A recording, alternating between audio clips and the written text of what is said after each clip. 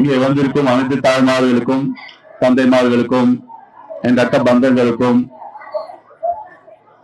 புதுவையில் இருக்கும் அனைத்து மக்களுக்கும் இனிய காலை வணக்கங்கள். அரசியலுக்கு நம்ம ஏன் வந்திருக்கோம்னா, இங்க வந்து நிறைய பேரு பின்தங்கி இருக்காங்க. இங்க குடிநீர்ல வந்து கழிவுநீர் வந்து இழந்த இடமும் இந்த தொகுதி தான். அத வந்து அரசாங்கம் எந்த நடவடிக்கையும் எடுக்கல, அவங்களுக்கு உரிய ஒழுங்கு கொடுக்கல. அவங்களுக்கு வந்து என்ன ஆட்சிக்கு கூட ஒழுங்கா ஒரு கவனிப்பு ஏற்பாடு கூட இல்லாம இருந்தது. சோ என்னோட தொழிலெல்லாம் விட்டுட்டு இந்த மக்களுக்காக ஒரு நல்ல மாற்றத்தை கொண்டு வரணுங்கிற ஒரு நோக்கத்துலதான், நல்ல நோக்கத்துலதான் இந்த அரசியல் வந்திருக்கோம். அதான் நம்ம சொல்லிட்டு போய் இங்க வந்து நம்ம இந்த லோக்கல் அரசியல்வாதிகளோட சண்டை போடுறதுக்கோ, இங்க உட்கார்ந்துக்கிட்டு நம்ம யூனிவர்சிட்டியில குதிரை ஓட்டுறதுக்கோ நம்ம இங்க வரல.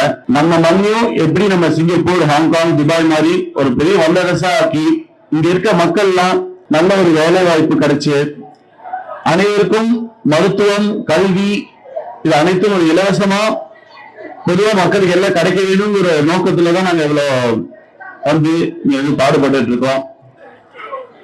இது அனைவருக்கும் உங்களோட அன்பும் ஆதரவோட உங்களோட ஆதரவு இன்னைக்கு நம்ம கட்சியோட இருந்து எல்லாத்துக்கும் எங்களை முடிஞ்ச உதவியை நாங்க செய்யறோம். நன்றி, வணக்கம்.